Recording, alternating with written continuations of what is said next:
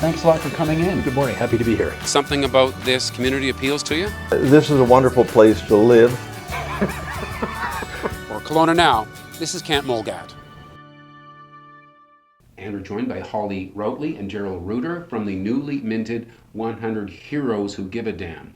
Holly, I'm glad to have you along, but I've got to start with Daryl. It was called 100 Men. You've changed. Tell me what's happening. Yeah, the 100 Men Who Give a Damn, we've been going on for about 4 years now, and we raised close to $250,000 for the community, and it was going well. We meet 4 times a year.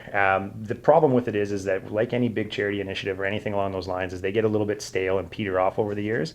So we were trying to, as a committee, figure out something that we could do to reinvigorate the group and create more membership and more people coming out.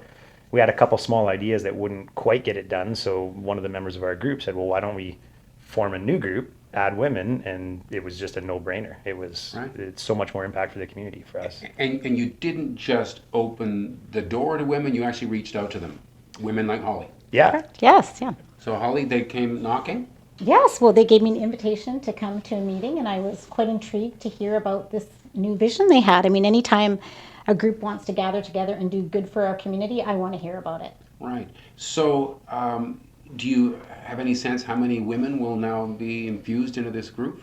Well, we just on the committee level, if there's about 6 of us guys that we're doing the 100 Men, we're adding about that many women to the committee as well. So it'll be a whole bunch of new fresh ideas. I think for the next event, which is November 6th, we're expecting a lot of people. Like I think we're going to be upwards of 300 people, and we've been doing about 100 to 140 for the men here. So it's created a huge buzz. And if I was to go and look around the room, I'm going to see a substantial number of women now? Oh, it's probably going to be more than half, I think, especially at this meeting, yeah. Wow. Yeah.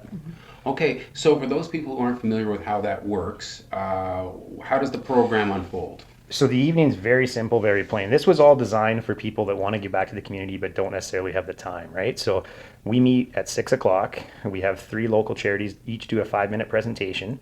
Each person in the room votes for the charity they thought had the best pitch, and then we tally it up, and each person in the room donates $100 to that charity. So it all happens within an hour. We've actually timed it. It works out to about 48 minutes in and out, and you've made a massive impact to the community. So wow, we're expecting around a $30,000 donation to one of the 3 charities this time.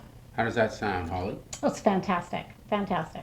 Have you done charity work before with other charities? Well, actually, my career is in philanthropy. I'm a development officer at Okanagan College, and so I'm used to asking others for a gift, and it's an amazing experience.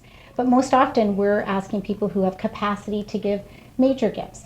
And each of us can give something. I mean, we can give our time, we can give our treasure, we can give our talent, but even me as an individual, I'm a single mom, so I don't have the capacity to give a Bill and Melinda size gift, but I can give something. And so when you gather together with a group like this, of like-minded people that want to do something good in the community, my small contribution now is multiplied so many times over that now it is a major impactful gift. So that particular charity in our community now receives, from us all working together, men and women, an impactful gift that's going to make a real difference in our community.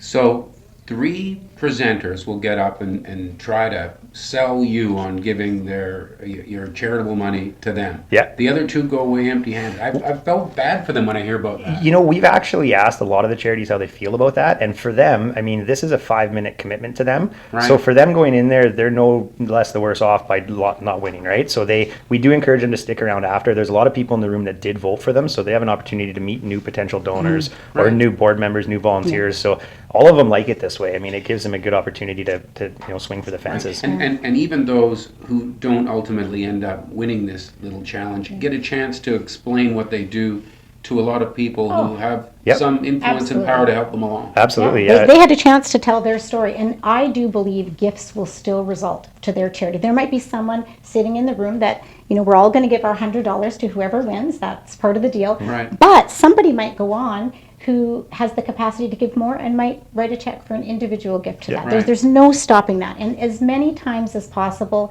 that a charity has a chance to tell their story and the impact they hope to make on the community, that's a win. We're giving opportunities to everyone in the room has an opportunity. And it is nice when you give a gift, and maybe it's selfish, but it's nice to see it actually get received. There must be something else, hey Daryl, that you've seen when when it comes time for them to realize that, yeah, that's ours. Well, it's actually really neat to see collectively as a group in the room after the charities pitch. They're actively thinking, and you can tell they're almost thinking together. Like, if we're raising 20,000 or 30,000, like, which charity could best use this? Is it the small mom and pop one, or is it the big huge one? Like, it's really neat to see how everybody kind of bands together. Because you're not just dropping $100 off at a charity. You're dropping Yeah. off 20, 30,000, right? So. And what sort of reaction do you get? Well, the charities love it. I mean, we always get them to come back the next meeting so they can do a quick little 2-minute speech on how it's impacting them and the community and stuff. So it's really cool to see how it's, and we do structure. We ask them when they do their pitch if they can try to attach it to a certain initiative or a certain program that they're doing. So, the Clubhouse Childhood Care won one of our meetings, and they were trying to fund for a new tractor. And I think our donation, basically bought this whole new tractor, right? So that's something tangible that the room was able to provide, Right. in an hour. So.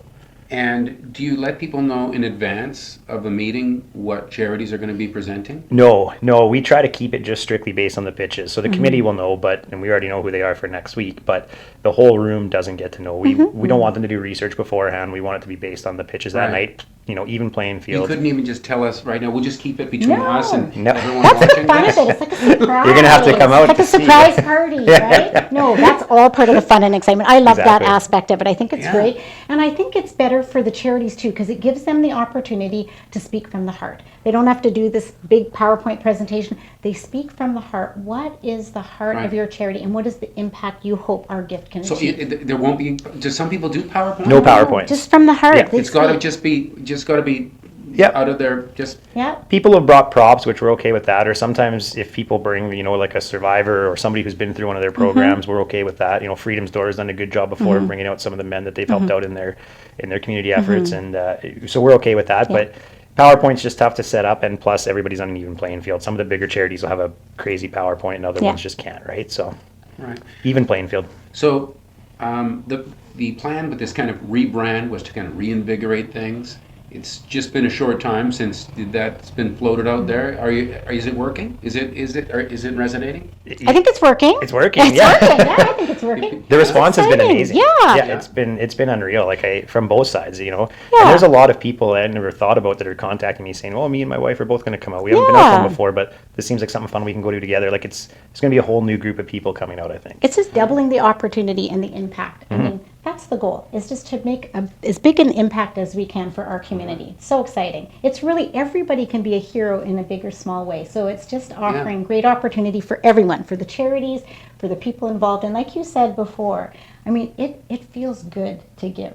Anybody that's experienced giving, there is like an actual scientific study that shows there's endorphins that go through your body, and it's healthy for you. There's studies that say it is healthy to be generous. You'll live longer, you'll be healthier. And the whole format does sound fun, right? It's a Oh, yeah. feel-good thing, but it Yeah. sounds fun too. Yeah, absolutely. Yeah. All right. Well, maybe I'll drag myself out there and take it in. Well, sounds you can good. be a hero too. Nice line. I like that. Thank you. You should write scripts for it. Anybody's welcome to be here. We hope lots of people will come out and join us. Thanks for coming in. Nice to Polly, meet you. Thanks, Carol. Ken. All right. Pleasure. And thank you for watching Kelowna Now.